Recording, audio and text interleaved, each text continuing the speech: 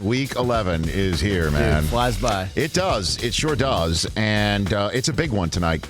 It is a very large one tonight. I mean, when we saw Steelers-Browns on the Thursday Night Football calendar, when the schedule came out in the spring, right there, right then and there, it's like, okay, Big Ben will be 2-3 months into his no Bell, no Brown Steelers campaign, and we'll see what the offense looks like for a defense that we were shrug emojiing about at the time. And everybody was thinking, okay, here comes the Cleveland Browns in the middle of November preparing to vanquish a perennial power, especially one quarterbacked by a guy who loves to come back to his home state of Ohio and dominate. And we'll see what the Browns look like when we get there, but we're all assuming this should be for the lead in the AFC North. I, of course, would have raised my hand and say, what about the Ravens? Because I've, as you know, been on the Ravens train. But I'm just giving the general sense of the conventional wisdom of what this game would look like when we arrived here in the middle of November. And here we are with the Browns having won only a third of their first 9 games. And the Steelers, after starting 0-2, and in the second loss, losing Ben Roethlisberger for the year in a non-contact arm throw, and having Mason Rudolph out there, mostly in the last couple weeks without James Conner. And here they are at 5-4 because they have one of the top defenses in the NFL. And one of the top defenses in the NFL through, because you can remember, again, the schedule came out before the draft, always does, through trading up in the first round 10 spots, which they never do. I mean, they never do. To go ahead and get a linebacker from my alma mater in Devin Bush, and then a couple of weeks into the season, start kicking the tires on making a trade, which they eventually do, which they never do, for trading a first-round selection in a future draft. I can't recall the last time the Steelers did that ever, for Minkah Fitzpatrick, who is a takeaway machine. And here comes Minkah Fitzpatrick into Cleveland tonight to try and take the ball away from a quarterback that has been giving it away more often than any other quarterback in the league in his second year. And if the Browns lose tonight, they would have a 7th loss with another game to go before Thanksgiving. Who would have thought that possible? And the Steelers would be 6-4, 2 games above 500 after going 6-2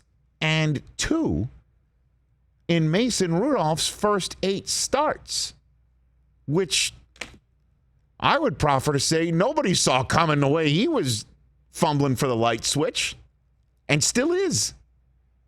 He doesn't see the field. Juju Smith-Schuster has been non-existent, erased. Flip side, Browns win tonight. They've now won 2 in a row.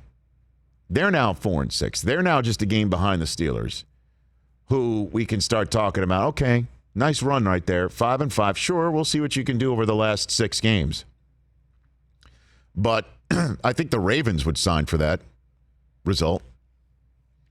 Although the Ravens have a big game themselves coming up against the Houston Texans. I mean, you want to talk about marquee matchup. You're talking about 2 top MVP candidates, 2 quarterback, if you will, 2.0s, 2 millennials at the quarterback position in Watson and Lamar Jackson. Come on now. What a big Week 11 game that is. But it all starts tonight. If the Browns win this one, they're now 4-6. They can somehow calm the waters, have a mini bye, sit back, get ready for Miami to come into their house, which, as we all know these days, Miami is no slouch all of a sudden. They're home against Buffalo. Let's say they win that one. Suddenly, a 3-game win streak comes out of nowhere. But let's not get too far over the steering wheel.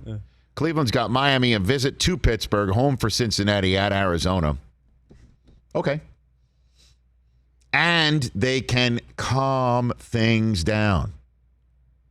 Coach, quarterback. So many people are wondering if these guys are suddenly now a mix. Can the coach handle the heat, the pressure, figuring out how to call plays from the 3-yard line and in all of a sudden? That was a problem last week against Buffalo.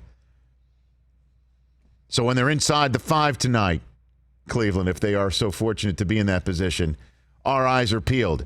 Pittsburgh, when it's a passing situation for Cleveland, our eyes are peeled.